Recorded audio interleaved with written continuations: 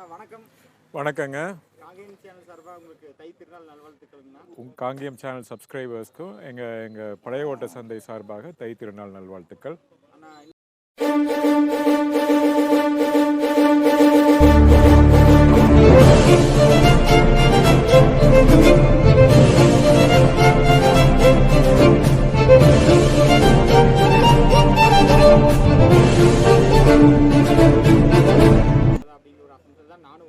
கண்டிப்பாக சந்தை இருக்குமா இல்லையான்னு தெரியல அப்படின்னு சொல்லிட்டு கண்டிப்பாக இன்னைக்கு வந்து பார்த்தீங்கன்னா ஒரு பிரம்மாண்டமான ஒரு நிகழ்ச்சி.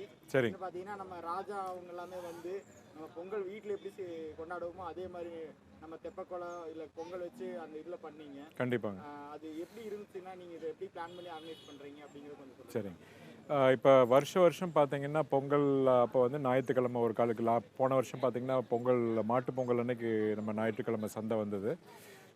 மாடுகள் அன்னைக்கு பார்த்தீங்கன்னா வரத்து எப்போவுமே கொஞ்சம் குறைவாக இருக்கும். ஏன்னா பொங்கல் அன்னைக்கு மாடு யாரும் இது பண்ண மாட்டாங்க, விற்கணும்னு நினைக்க மாட்டாங்க. ஆனால் பார்த்தீங்கன்னா நிறைய பேர் வாங்கணும்னு நினைப்பாங்க. இப்போ நாளைக்கு மாட்டு பொங்கல் இருக்கிறேன், இன்றைக்கி மாடு வாங்கணும்னு புதுசாக வாங்குறவங்க மாடு வாங்கணும்னு நினைப்பாங்க. அதனால் வந்து வருடம் வந்து நாங்கள் இங்கே பொங்கல் வச்சு சந்தையில் பொங்கல் வச்சு இந்த மாதிரி தெப்பக்குளம் கட்டி நம்ம காங்கேயின வடிவமைப்பாளர் ஐயா ராபகதூர் நல்லதம்பி சர்க்கரை மன்றாடியார் அவர்களுக்கு மரியாதை செலுத்தி கோபூஜை போட்டு இன்றைக்கி பார்த்திங்கன்னா எல்லா விவசாயிகள் சந்தைக்கு வந்த வாடிக்கையாளர் எல்லாத்துக்குமே வந்து சக்கரை பொங்கல் சுண்டல் எல்லாம் இதாக கொடுத்து, ஸோ இது வந்து நாங்கள் வந்து வருடம் இது பண்ணிகிட்ருக்கோம். இந்த வருடம் வந்து இங்கே சந்தையினோட நம்ம பழையக்கோட்டை பட்டக்காரர் கால்நடை ஆராய்ச்சி மையம் சார்பாக இளைய பட்டக்காரர்கள் நவீன் மன்றாடியார், மகேன் மன்றாடியார் அவர்கள் ஃபேமிலியோடு இங்கே வந்திருந்தாங்க. ஸோ அவங்கெல்லாம் வந்து இப்போ இந்த வாரத்திலேருந்து நம்ம பழையக்கோட்டை பட்டக்காரர் ராஜ்குமார் மன்றாடியார் அவரோட பரிந்துரையில் வந்து இந்த வாரத்துலேருந்து நாங்கள் என்ன பண்ணலான்ட்டு இருக்கோம். இப்போ சந்தையில் வர்ற இப்போ நல்ல மாடுகள்லாம் சொல்கிறாங்க ஷோ குவாலிட்டி மாடுகள் வருதுங்க, நம்ம சந்தையே வாரம் பார்த்திங்கன்னா ஒரு கேட்டல் ஷோ மாதிரி அப்படிங்கிறாங்க. இப்போ ஏன் இந்த ஷோலேயே இந்த சந்தையிலேயே வந்து நம்ம வந்து வாரம் ஒரு சிறந்த மாடு, இப்போ நம்ம வந்து பழைய அந்த காலத்தில் நல்ல சேனாபதி சர்க்கரை மன்றாடியார் பட்டக்காரர் இருந்த காலத்தில் இருந்த டாக்டர் துரைங்கிற ஒரு ரிட்டையர்டாக இப்போ இருக்கார், இங்கே தான் பக்கத்தில் தான் இருக்காருங்க. அவரும் வாரம் இப்போ ராஜா வர சொல்லி, ஸோ நாங்கள் ஒரு சின்ன ஒரு குழு அமைச்சு இப்போ சந்தைக்கு வந்த நல்ல அந்த பழைய வர்க்க காங்கேயம் ப்ரீட்லேயே நல்ல ப்ரீட், அந்த பட்டாபிராமன் புக்கில் என்ன ப்ரீட் கேரக்டரிஸ்டிக்ஸ் சொல்லியிருக்கோ அந்த ப்ரீட் கேரக்டரிஸ்டிக்ஸ் படி எந்த மாடு சிறந்த மாடுங்கிறது அந்த சிறந்த மாட்டுக்கான ஒரு சர்டிஃபிகேட்டும் ஒரு ஊக்கத்தொகையும் கொடுக்கலான் இருக்கோம். அதே மாதிரி வந்து சப்போஸ் அந்த மாடோட இன்னொரு காலக்கண்ணோ இல்லை பூச்சிக்காலையோ நல்லா அந்த பழைய இதில் வந்துருந்தது அப்படின்னா, அந்த வர்க்கமான ஒரு இதில் வந்துருந்ததுன்னா அதுக்கும் ஒரு ஊக்கத்தொகை கொடுத்து ஒரு சர்டிஃபிகேட், அதே மாதிரி கிடாரி கன்றுக்கும் அந்த சிறந்த கிடாரி கன்றுக்கான அந்த வாரத்துக்கான பரிசும் கொடுக்கலான் இருக்கோம். ஸோ இது வந்து இந்த பொங்கல் திருநாள்லேருந்து இன்றைக்கி இந்த வாரத்துலேருந்து வாரம் செய்யலான் இருக்கோம். ஸோ இது வந்து இப்போ நாங்கள் இன்ட்ரடியூஸ் பண்ணியிருக்கோம். இப்போ என்னென்னா இப்போ ரீசெண்டாக பார்த்தீங்கன்னா நீங்கள் அந்த எல்எஸ்டி அந்த அம்மை நோய் வந்து அதிகம் தாக்கமாக இருக்கிறதுனால வந்து சென்னையில் வந்து எல்லா சந்தைகள்லையுமே மாடு வரத்துகள் கம்மி, எல்லாருமே மாடு வாங்குறதுக்கு யோசிக்கிறாங்க. நீ தை மாதம் முடிஞ்சு நீ தையில் ஆரம்பித்தாச்சு, தை மாசிலலாம் நீ இந்த வெயில் காலம் வர பார்த்திங்கன்னா இந்த நோயின் தாக்கம் குறைஞ்சிரும். பெரும்பாலான இது பார்த்திங்கன்னா நம்ம நாட்டு மாடுகளுக்கு வந்து பெரிய இது இருக்காது, அந்த புண்ணு வந்து ஆறி இதாயிரும். ஆனால் அந்த சில இளங்கன்றுகளுக்கு தான் கொஞ்சம் பாதிப்பு இருக்கும். ஏன்னா நம்ம மாட்டுக்கு வந்து இயற்கையாகவே இம்யூனிட்டி இருக்குது. ஸோ இப்போ நீ வெய்ய காலம் வந்தோன்னா அதுவும் அந்த டிசீஸும் நம்மளுக்கு இதாயிரும். ஸோ அப்போ நீ பொங்கலுக்கு அப்புறம் பார்த்திங்கன்னா மாடுகள் வரத்தும் ஜாஸ்தியாக ஆரம்பிக்கும், அப்புறம் நல்ல மாடுகளும் வர ஆரம்பிக்கும். ஸோ இன்னும் நம்ம நல்ல ஒரு ப்ரீடை செலக்ட் பண்ணுறதுக்கான இது வந்து நல்ல வாய்ப்புகள் அதிகமாக இருக்கும். நீங்கள் ஒரு புத்தகத்தை ரெஃபர் பண்ணீங்க இல்லையா? ஆமாங்க. அந்த புத்தகத்தை யார் எழுதுனாங்க, அதை கொஞ்சம் டீட்டெயிலாக சொல்லுங்கள். காங்கேயம் பிரீட் ஆஃப் கேட்டில் அப்படின்ட்டுங்க டாக்டர் பட்டாபிராமன் அப்படின்னு. அவர் வந்து அந்த காலத்தை பிரிட்டிஷ் நம்மளை ஆண்ட காலத்தில் வந்து அவர் அந்த சீஃப் வெட்டினரியனாக அங்கே சென்னையில் இருக்காருங்க, சென்னை வெட்டினரி ஹாஸ்பிட்டலில். அப்போ வந்து அவரை வந்து கவர்மெண்ட்டே வந்து இங்கே அனுப்புகிறாங்க. பழையக்கோட்டையில் போய் நல்ல சேனாபதி சர்க்கரை மன்றாடியார் அவர் என்ன காங்கேயம் பிரீடை எப்படி உருவாக்குறாரு, எப்படி டெவலப் பண்ணுறாரு அப்படிங்கிறத நீங்கள் படித்து அதை டாக்குமெண்ட் பண்ணி ஒரு புக்கு எழுதுங்கன்னு சொல்கிறாங்க. ஸோ அப்போ வந்து இங்கே ஃபார்ம்லேயே வந்து அவர் தங்கி இங்கே ஐயா ராபகதூர் நல்லதம்பி சர்க்கரை மன்றாடியார் அவர் எப்படி இந்த ப்ரீடை வந்து இது பண்ணுறாரு, ஒவ்வொரு ஃபேமிலியாக ஒவ்வொரு மாடு வந்து ஒரு ஃபேமிலியாக இது பண்ணி இந்த ஃபேமிலிக்கு இந்த இருக்கிற மாடு இந்த ஃபேமிலி உள்ள காளை ப்ரீட் பண்ணி அது அப்படி தான் வந்து நல்ல ஒரு காங்கி இனத்தை உருவாக்குறாரு. அதை வந்து கம்ப்ளீட்டாக வந்து இந்த காங்கி இனத்துக்கு என்ன ஃபீடு கொடுக்குறாங்க, என்ன இது பண்ணுறாங்க, எப்படி பராமரிக்கிறாங்க, என்ன பால் அளவு என்ன அப்படிங்கிறத காங்கேயம் ப்ரீட் ஆஃப் கேட்டில் 1937 நினைக்கிறேன் அந்த இயர் ஆஃப் அந்த பப்ளிகேஷனுங்க. அந்த புக்கு வந்து பிடிஎஃப் வெர்ஷன் ஆன்லைனில் கிடைக்கும். ஸோ அந்த புக் பெரிய புக்கு இங்கிலீஷில் எழுதியிருக்காரு. அது இப்போ நாங்கள் கூட முயற்சி எடுத்துகிட்டு இருக்கோம் அதை தமிழாக்கம் பண்ணுறதுக்காக. ஏன்னா இன்னும் ரீச் ஆகும் நல்லா. ஏன்னா அதில் கிளியராக மென்ஷன் பண்ணுறாரு, இந்த காங்கேயம் ப்ரீடோட சீஃப் ஆர்கிடெக்ட், சிறப்பு வடிவமைப்பாளர் அப்படிங்கிறது சீஃப் ஆர்கிடெக்ட் அப்படின்னா நம்ம இவர் தான், நலசேனாபதி சர்க்கரை மன்றாடியார் தான். ஸோ அவர் எழுதியிருக்கிறது பூராமே என்னென்னா இந்த பழையகோட்டை ஃபார்மில் என்ன நடந்தது, எப்படி வந்து இந்த ப்ரீடை வந்து அவர் உருவாக்குறாரு அப்படிங்கிறது தான் வந்து அந்த புக்கில் எழுதியிருக்காங்க.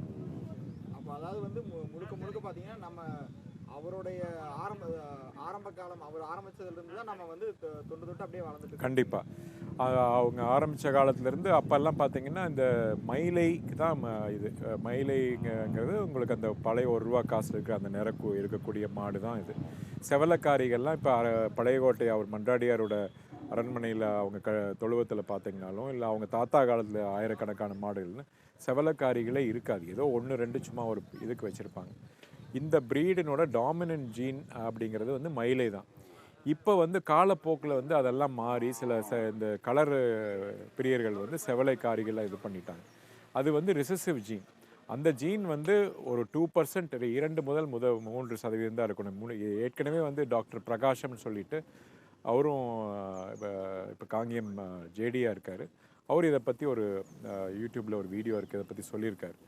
அதனால் வந்து இப்போ என்னென்னா இந்த கிரேஸை வந்து கொஞ்சம் மாற்றி பழையபடி என்ன இருந்ததோ அந்த காலத்தில் அது என்ன டாமினன்ட் ஜீன் இருந்ததோ அந்த சயின்டிஃபிக்காக இந்த மயிலை தான் நம்ம வந்து இது பண்ணணும். ஸோ அந்த மயிலை தான் நாங்கள் ப்ரொமோட் பண்ணலான்ட்டு இருக்கோம். அதாவது வந்து செவலை அந்த காரி மாடு அப்படிங்கிறதெல்லாம் வந்து இப்போ இந்த காலகட்டங்களில் வந்தது. ஆமாம், மயிலை தான் ஒரிஜினல். அதில் வந்து மியூட்டேஷன், ஜீன் மியூட்டேஷனில் செவலைக்காரி வரும். ஆனால் அந்த இனத்தை வந்து அபிவிருத்தி பண்ணக்கூடாது. அது வந்து 100 மாடு இருந்ததுன்னா 2-3 மாடு தான் காரி செவலை இருக்கணும். இன்றைக்கி வந்து பார்த்திங்கன்னா 30-40% காரி செவலை ஆயிடுச்சு. அது காரணம் வந்து நம்ம மக்களுக்கு வந்து அது சயின்டிஃபிக்காக தெரியறதில்ல. இது ஏன் அப்படின்னு டாமினன்ட் ஜீன்ஸை ஜெனட்டிக் சயின்ஸ் தெரியணும் உங்களுக்கு. இப்போ நீங்கள் கிர்ன்னு இருக்குது, அது வந்து பார்த்திங்கன்னா செவலை நேரத்தில் தான் இருக்குது. அதில் போய் எனக்கு ஒயிட் கிர் வேணும்னு கேட்டு யாராவது கேட்டால் பண்ண முடியுங்களா? பண்ணலாம், மியூட்டேஷன் பண்ணி ஜீன் இதில் பண்ணி ப்ரீடிங் பண்ணி பண்ணலாம். பட் அதை வந்து அதனோட நோய் எதிர்ப்பு சக்தி, அதனோட இது எல்லாமே அதனோட ப்ரீட் கேரக்டர் அதில் கம்மியாக இருக்கும். So pure blood, pure genetically pure Kangeyam அப்படின்னா இந்த மயிலைனா பால் மயிலை கிடையாது. அந்த கருக்கா மயிலையில் கொஞ்சம் கருப்பு இருக்கும். அந்த கொழாம்பில், முகத்தில், முதுகில் இதெல்லாம் இருக்கும். அந்த ₹1 காசு நேரம்.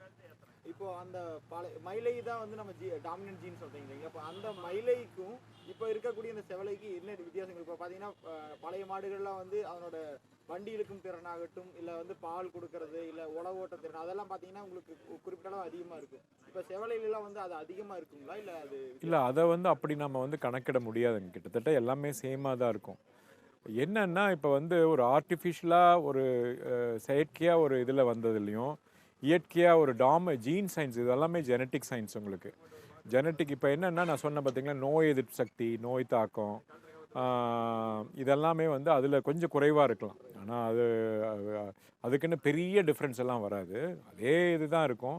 அந்த நீங்கள் வந்து இன்னமே பார்த்தீங்கன்னா டாக்டர்ஸ்க்கு தெரியும் அந்த ஜெனட்டிக் இது. ஏன் இப்போ வந்து ஒரு மைனாரிட்டியை வந்து நம்ம எப்போவுமே ஒரு இதில் வந்து ஜீனில் வந்து ஒரு மைனாரிட்டிங்கிறது ரிசசிவ் ஜீன். அதில் வந்து அதுக்கு கொஞ்சம் டாமினன்ட் ஜீனுக்கு இருக்கக்கூடிய ஒரு இது நல்ல குணங்கள் அதில் இருக்காது. அப்போ அந்த இன்ஃபீரியர் ஜீனை வந்து நம்ம வந்து அதை வந்து மெயின் ஜீனாக பண்ண இல்லை. அப்போ அது வந்து ஜெனட்டிக் சயின்ஸ்லேயே வந்து அது ஒரு தவறான அணுகுமுறை. அவ்வளோதான். நீங்கள் அதில் வந்து காரி செவலை இழுக்காது அதெல்லாம் சொல்ல முடியாது, அப்படியெல்லாம் சொல்ல முடியாது. இது வந்து ஜெனட்டிக்லி பார்க்க போனால் அந்த இது ஏன்னா அப்போ அந்த டாமினன்ட் ஜீன் அழிஞ்சு போச்சுன்னா இப்போ நாளைக்கு மயிலையே அழிஞ்சு போக தருவாயில் வந்து இந்த ரிசசிவ் ஜீன் டாமினன்ட் ஆயிடுச்சுன்னா அது வந்து ஜெனட்டிக்லி அந்த ப்ரீடுக்கு ஒரு நம்ம செய்யக்கூடிய ஒரு அவதூறு. அவ்வளோதான். இப்போ நம்ம பார்த்தீங்கன்னா இவ்வளோ பேசுகிறோம், ஆனால் என்னென்னா அந்த மயிலையோட இப்போ நம்ம நாட்டு மாட்டோட கிரேஸ் வந்து இப்போ அதிகமாயிருச்சுன்னு சொல்லலாம். இப்போ லாக்டவுனுக்கு முன்னாடி பார்த்தீங்கன்னா நம்ம சுற்றுவட்டார பகுதியிலே பார்த்தீங்கன்னா ரொம்ப கம்மியாக இருந்துச்சு. யாரோ ஒருத்தர் தான் வச்சுருந்தாங்க. இப்போ பார்த்தீங்கன்னா ஒரு தொழுவத்துக்கு கம்பல்சரி வந்து ஒரு நாட்டு மாடு அப்படிங்கிறத வச்சிருக்காங்க. இப்போ இப்படி நம்ம பழைய கால முறைப்படி எல்லாரோட தொழுவத்துலேயும் நாட்டு மாடு வர்றதை நீங்கள் எப்படி பார்க்குறீங்க? உங்களோட பாயிண்ட் ஆஃப் வியூ என்ன? இல்லை, அது ஏற்கனவே அந்த மாற்றம் வந்து வந்தாச்சு. இப்போ நிறைய மாற்றங்கள் வந்தாச்சு.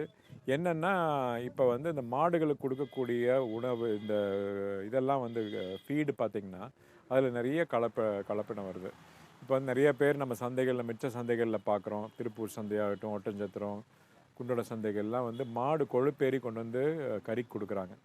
அது அந்த இது வந்து மாறணும். என்னென்னா காரணம் என்ன, இவங்கெல்லாம் இப்போ சில காலங்களாக வந்து இந்த ஜெர்சி ஹெச்எஃப் வாங்கி அதுகளுக்கு ஃபீடு போட்டு இப்போ நம்ம இந்த இனத்துக்கு வந்து ஃபீடே ஆகாது. உங்களுக்கு கொஞ்சம் அந்த பால் கறக்கிற டைமில் வந்து தவிட்டு தண்ணி கட்டுவாங்களா ஒழியோ, காளைகளுக்கு இப்போ பருத்தி கொட்டை புண்ணாக்கு போடுவாங்க, பருத்தி கொட்டை கட்டுவாங்க. ஏன்னா அது இழுக்கணும் அப்படிங்கிறதுக்காக. இப்போ வந்து இப்போ ஏதோ ஃபீடுக கம்பெனிகள்லாம், ப்ரைவேட் கம்பெனிஸ் நிறைய கலப்படமான ஃபீடுகள்லாம் வருது. அதுக்கெல்லாம் போடையில் என்ன ஆகுதுன்னா அந்த யூட்ரஸில் வந்து கொழுப்பு கட்டி அதிகமாகிடும். யூட்ரஸில் கொழுப்பு கட்டி அதிகமாகி அப்புறம் வந்து செனனிக்காமல் போயிடும்.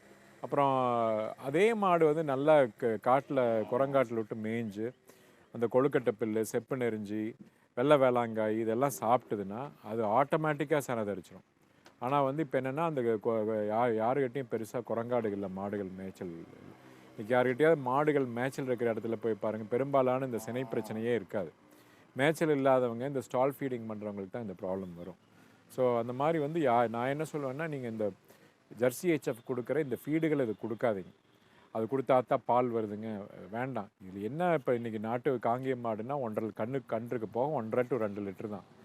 அதில் அதிகமாக கறக்குதுங்க, இதை கொடுத்தா அது வேண்டவே வேண்டாம். ஏன்னா மாடு என்ன சாப்பிடுதோ அதை தான் நம்ம பாலாக கன்வெர்ட் பண்ணுது. மேய்ச்சலுக்கு போய் இந்த மூலிகையெல்லாம் சாப்பிடையில் வந்து நல்ல ஒரு நியூட்ரிஷன் இருக்கக்கூடிய ஒரு சத்துள்ள பாலாக கிடைக்கும். இந்த ஃபீடுக இதெல்லாம் சாப்பிடையில் அப்புறம் அதுவும் பால்லையும் கண்டாமினேஷன் வரும். ஸோ பால் அதிகமாக வந்தால் மட்டும் பத்தாது, பாலில் குவாலிட்டி இருக்கணும். ஸோ அதனால் வந்து இந்த நம்ம என்ன சொல்கிறோன்னா, தயவுசெய்து மாடுகளுக்கு நீங்கள் ரோட்டோரம் பிடிச்சி கொஞ்சம் நேரம் மேய்ச்சிங்கன்னா கூட அந்த மாடு நல்லா வயிறு நம்பிடணும். மாடு ஒரு மணி நேரம் காலையில், 1 மணி நேரம் சாயந்தரம் மேய்ச்சா அந்த மாடு நம்ம மாட்டுக்கு போதும். அதனால் வந்து நீங்கள் வைக்கோல் தட்டு, சோளத்தட்டு கொடுங்க. காட்டில் ஒரு பக்கம் கட்டி 4 பக்கம் மாற்றி கட்டி மாட்டை இது பண்ணுங்கள்.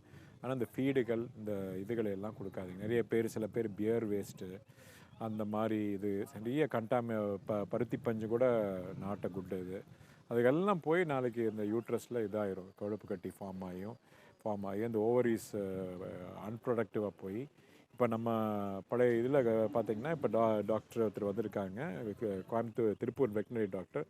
நம்ம கொங்கோ கோஷாலையில் வந்து இந்த செனனிக்காத மாடலுக்கெல்லாம் ஒரு ட்ரீட்மெண்ட் பண்ணிகிட்ருக்காரு, ஹார்மோன் தெரப்பி பண்ணிகிட்ருக்காரு. ஸோ அது அப்படி பண்ணலைன்னா அப்புறம் என்ன ஆகுதுன்னா மறுபடியும் ட்ரீட்மெண்ட் பண்ணணும். ட்ரீட்மெண்ட் பண்ணி ஒரு தடவை விட்டு அப்புறம் அதுக்கப்புறம் அந்த ஃபீடெல்லாம் நம்ம ப்ராப்பராக மேனேஜ் பண்ணலாம். மறுபடியும் இதே பண்ணோம்னா நாளைக்கு அதே பிரச்சனை தான் மறுபடியும் திருப்பி ரிட்டர்ன் ஆகும் மாடுகளுக்கு. ஸோ இப்போ என்னென்னா எல்லாத்துக்கும் யாருக்கு டைம் இல்லை, எல்லாம் நம்ம ஃபாஸ்ட் ஃபுட் மாதிரி மாட்டுக்கு ஃபாஸ்ட் ஃபுட் வச்சுட்டு போகணும்னு நினைக்கிறாங்க. ஆனால் வந்து அது தவறான அணுகுமுறை. அது வந்து மேய்ச்சலுக்கு போகணும். நம்ம நாட்டு மாடு வந்து காலார மேய்ஞ்சு வாயால் தண்ணி குடிக்கணும்னு தான் அந்த காலத்தில் சொல்லியிருக்காங்க. அதனால் வந்து இன்றைக்கி இருக்கிற சூழ்நிலையில் நீங்கள் வந்து இது கொடுக்காதீங்க, தவிட்டு தண்ணி இதுகளுக்கு கொஞ்சம் லேசாக பருத்தி கொட்டை வைக்கலாம். மிச்ச ஃபீடெல்லாம் தேவையே இல்லை. அதில் வந்து நிறைய இப்போ இன்றைக்கி புண்ணாக்குலேயே நிறைய கலப்படம் வருது. தேங்காய் புண்ணாக்காகட்டும், அதில் சல்ஃபர் அடிக்கிறாங்க. அதில் இப்போ நம்ம போய் செக்கில் ஆட்டிகிட்டு வந்தால் நம்ம வீட்டு தோட்டத்து தேங்காய் எடுத்து போய் ஆட்டினா அதில் பிரச்சனை இல்லை. கமர்ஷியலாக கிடைக்கிறதுல எத்தனையோ இது இருக்குது, கண்டாமினன்ஸ் இருக்குது. ஸோ அதெல்லாம் உள்ளே போய் அந்த மாட்டினோட வயிற்றில் நாளைக்கு பிரச்சனைகள், அந்த யூட்ரஸில் பிரச்சனை. அதனால தான் பார்த்தீங்கன்னா முதல்ல நாட்டு மாட்டு பால் குடிக்கிறப்போ வந்து எந்த வியாதியும் எங்களுக்கு வரல. கண்டிப்பாக. இப்போ அந்த காலத்தில் பார்த்தீங்கன்னா குழந்தை பாலுக்குன்னே மாடு வச்சுருப்பாங்க. நாட்டு மாடு வந்து இப்போ ரீசெண்டாக வாங்குறவங்க என் குழந்தை பாலுக்காக தான் வாங்குறேன் அப்படிங்கிற மாதிரி சொல்கிறாங்க. ஆனால் வந்து நீங்கள் சொல்கிற மாதிரி இப்போது அந்த மாதிரி ஹெச்எஃப் ஜெர்சி கொடுக்கக்கூடிய தீவனங்கள் கொடுக்கறதுனால மறுபடியும் அந்த பாலோட தரம் வந்து நீங்கள் கண்டிப்பாக குறைஞ்சிடும். தரம் குறைஞ்சிரும். நல்ல பால் தான் கொடுக்கும். அப்போ வந்து A2 மில்க்குங்கிறது இந்த நம்ம திமிழ் எடுக்கக்கூடிய காங்கேயம் நாட்டு மாடுகளில் வந்து நல்ல A2 மில்க் தான். A1 மில்க்கு தான் அந்த ஜெர்சி ஹெச்எஃப்ல. அதில் தான் விஷத்தன்மை இருக்குது. A2வில் விஷத்தன்மை கிடையாது. நல்ல விஷத்தன்மை இருக்காது, நியூட்ரிஷன் இருக்காது, அவ்வளோதான். விஷத்தன்மை இல்லை. ஏன்னா அந்த பாலை குடிக்கையில் கண்டிப்பாக விஷத்தன்மை அதிகமாக இருக்கும். என்ன ஜெர்சி ஹெச்எஃப்னோட பால் அதில் தான் வந்து A1 மில்கில் BCM7 பீட்டா கேசோ மார்ஃபமீன் அப்படிங்கிற ஒரு புரதம் இருக்குது. அது வந்து இருக்கக்கூடிய எல்லா விதமான நோய்கள், heart problem, cancer, hormone related எல்லா டிசீஸ்களுக்கும் மூல காரணம் அந்த பால் தான். ஸோ நம்ம பால் எப்படி குடித்தாலும் நம்ம பால் நல்ல பால் தான்.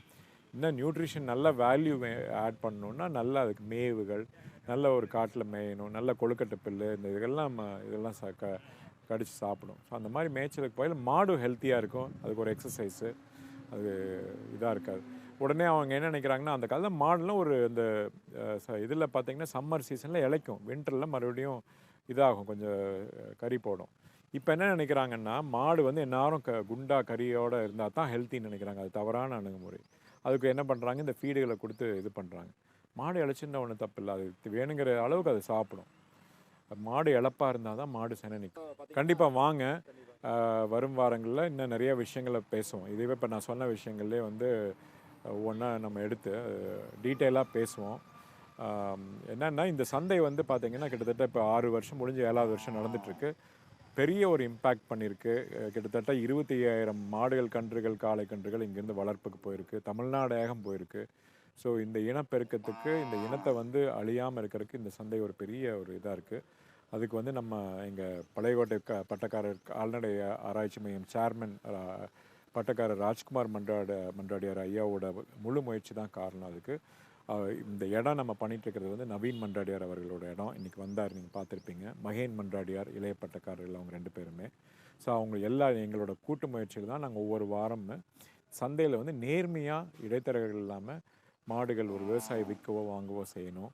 அதே மாதிரி வெளியூர்லேருந்து வர்றவங்க ஸ்கேன் பண்ணி மாடு சினையா இல்லையான்னு உறுதிப்படுத்தி செய்யணும்.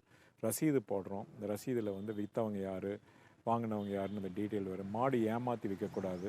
ஸோ மிச்ச சந்தையில் நடக்கிற தவறுகள் வந்து நாங்கள் இந்த சந்தையில் திருத்தி, அப்போவும் சில இதுகள் நடக்கும், அதை நாங்கள் வந்து ஆனால் அதுக்கு நாங்கள் இது வச்சுருக்கோம்.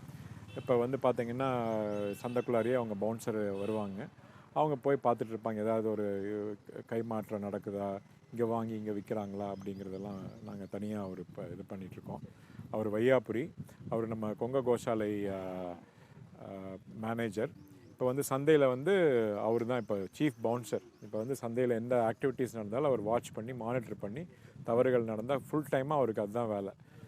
முதல்ல அவர் ரெசிப்ட்டு டோல்கேட்லாம் போட்டுருந்தார். இப்போ வந்து ஒவ்வொரு டிரான்சாக்ஷனையும் மானிட்டர் பண்ணிட்டுருப்பார். எந்த தவறு வந்தாலும் எங்களுக்கு ரிப்போர்ட் பண்ணுவார், நாங்கள் அதை கரெக்ட் பண்ணுவோம்.